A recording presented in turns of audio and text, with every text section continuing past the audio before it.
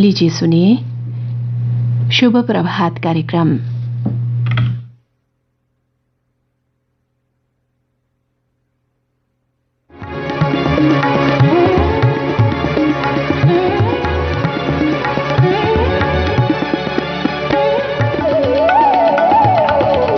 नमस्कार, आप सुन रहे हैं आकाशवाणी जम्मू के स्टूडियो से प्रोग्राम शुभ प्रभात और मैं हूं आपके साथ संजीव। इस प्रोग्राम में ये प्रोग्राम आप सुना करते हैं medium wave 990 kilohertz, FM 100.3 megahertz, news on AIR app के साथ साथ DTH के चैनल नंबर 43 पर भी इस प्रोग्राम को सर्दियों के मौसम में सुबह सुबह चाय के कप के साथ शुरुआत करते हैं इस प्रोग्राम की। हमें पता है आप चाय पी रहे हैं, रजाई में बैठे हैं, कंबल लेके बैठे हैं और चाय की चुस्की का आनंद ले रहे हैं। लेकिन कुछ लोग हैं जो सोकर उठे हैं, कुछ सो रहे हैं। जो सो रहे हैं उनको उठा दीजिए, क्योंकि आज के प्रोग्राम में भौगोलिक दृष्टि से अगर हम देखें तो मृत सागर, जिसे हम डेड सी बोलते हैं, वो जॉर्डन और इजराइल की सीमा के बीच में फैला हुआ है। इसके पूर्व की ओर जॉर्डन स्थित है, पश्चिम की ओर इजराइल बसा हुआ है। इस सागर में जॉर्डन नदी के अतिरिक्त कुछ एक छोटी छोटी नदियां और भी मिलती हैं। मृत सागर डेड सी दुनिया का एक अजूबा है। आप इसकी लहरों पर लेटकर इत्मीनान से अखबार पढ़ सकते हैं। लाख कोशिशों के बावजूद भी इस समुद्र में कोई डूब नहीं सकता। इस अद्भुत सागर की लंबाई 48 मील और चौड़ाई 3 से 11 मील है। इसका जल स्तर समुद्र सतह से 1280 फीट नीचे है। कहीं गहरे और कहीं उथले इस सागर की अधिकतम गहराई 1300 फीट तक है। मृत सागर संसार का सबसे अधिक खारे पानी का भंडार है। इसके पानी में नमक की मात्रा का परिमाण 27% से भी अधिक है, जबकि अन्य महासागरों के पानी से नमक की मात्रा का परिमाण 3 से 6% तक है। एक अनुमान के अनुसार मृत सागर में मौजूद नमक का कुल परिमाण 4 करोड़ टन के करीब है। अगर एक बर्तन में मृत सागर का पानी भरकर रखा जाए ना, तो पानी के वाष्प बनकर उड़ने के बाद उस बर्तन में लगभग 1/4 भाग जितना नमक बचकर रह जाएगा। तो देखा आपने कितना ज्यादा नमक है मृत सागर में। मृत सागर के पानी का घनत्व साधारण पानी की तुलना में 1.18 गुना अधिक है।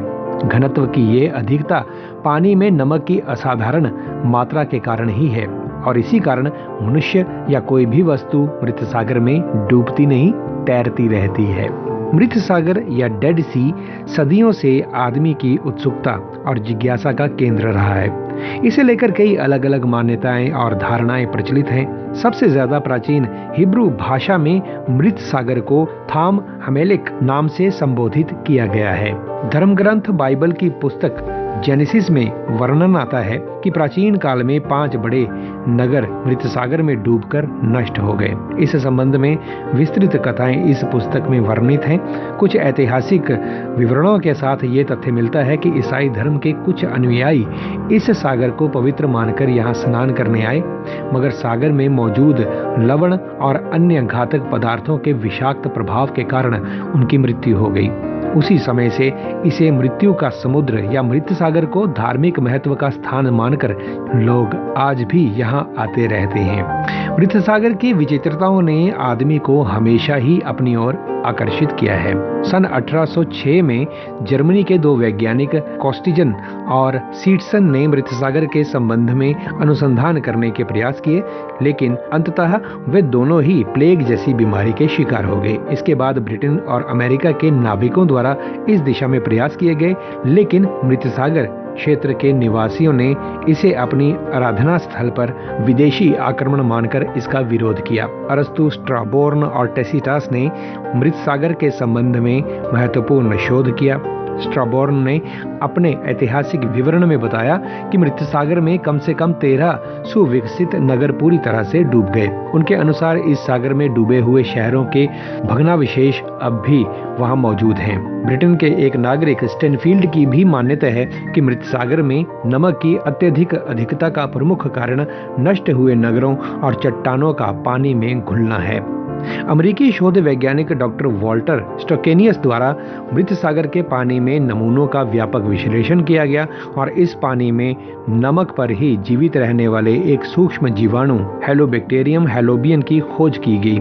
इस जीवाणु में पराबैंगनी रंग का एक विशेष पिगमेंट पाया जाता है जो नमकीन पानी को मीठे पानी में बदलने की प्रक्रिया में सहायक हो सकता है।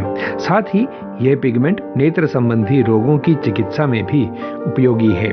ऐसा नहीं है कि मृत सागर में सिर्फ नमक ही नमक हो, इसमें पोटाश, मैग्नीशियम, क्लोराइड, ब्रोमाइड और अन्य खनिज भी हैं। मृत सागर के 3660 मीटर नीचे तक इस आशा के साथ खुदाई की गई कि संभवतः यहाँ तेल के कुएं मिल सकते हैं। तेल प्राप्ति की आशा तो पूरी नहीं हो सकी, अलबत्ता इस खुदाई के दौरान भूगर्भ वैज्ञानिकों ने डनाइला नामक एक सागरीय शैवाल अवश्य खोज निकाला जिससे पेट्रोलियम प्राप्त हो सकता है। मृत सागर के भीतर के खनिज पदार्थों के दोहन और उद्देश्य से इसकी दक्षिण पश्चिमी सीमा के पास सेडम नामक स्थान में इजराइल ने एक अत्याधुनिक संयंत्र स्थापित किया है जो सागर में स्थिर प्रचुर खनिज संपदा को बाहर निकाल रहा है। खनिज संपदा से संपन्न मृत सागर मछलियों और अन्य समुद्री जीवों के वास्ते मौत का दरिया है। अत्यधिक नमक और अन्य रासायनिक पदार्थों की उपस्थिति ने इस सागर के पानी को जलचर प्राणियों के लिए सर्वथा वर्जित बना दिया है। जॉर्डन नदी और अन्य नदियों के साथ बहकर आने वाली मछलियां मृत सागर में आते ही तत्काल मर जाती हैं। ये मृत मछलियां समुद्री पक्षियों का आहार बन जाती हैं। मृत सागर के पानी में असाध्य रोगों के रामबाण उपचार की विशेषता होने संबंधी बहुत सी बातें प्रचलित रही हैं। इसके चलते आज भी विश्व के सभी मार्गों से हजारों लोग इस पानी से अपनी बीमारियों का उपचार करने के लिए वहां जाते हैं। कहा जाता है कि ग्रीस के राजा हेरोड का उपचार मृत सागर के जल से ही किया गया था और वो असाध्य रोगों से मुक्त होकर मौत के मुंह से बाहर निकल आए थे। मृत सागर का बहुत बड़ा हिस्सा इजराइल के कब्जे में है। सन 1967 के अरब इजराइल युद्ध के दौरान इजराइल ने इस पर अधिकार किया था। मृत सागर या डेड सी विचित्रताओं से भरी इस दुनिया का एक विचित्र और नायाब नमूना है जो सदियों से अपने सीने में न जाने कितने रहस्य समेटे हुए है। और जैसे जैसे वैज्ञानिक शोध करते हैं वैसे वैसे ये रहस्य बाहर आते जाते हैं। तो दुनिया में बहुत सारी ऐसी चीजें हैं जिनके रहस्यों के बारे में हमें नहीं पता है। समय आने पर आहिस्ता आहिस्ता इन रहस्यों पर से पर्दा उठता जाता है।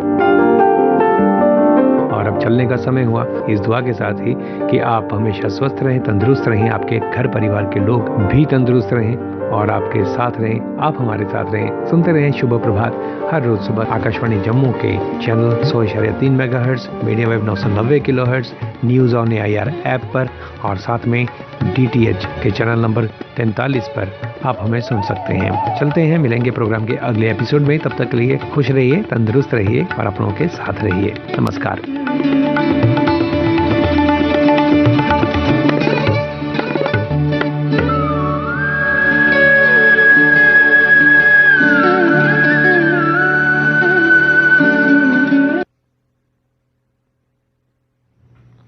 अभी आप सुन रहे थे कार्यक्रम शुभ प्रभात।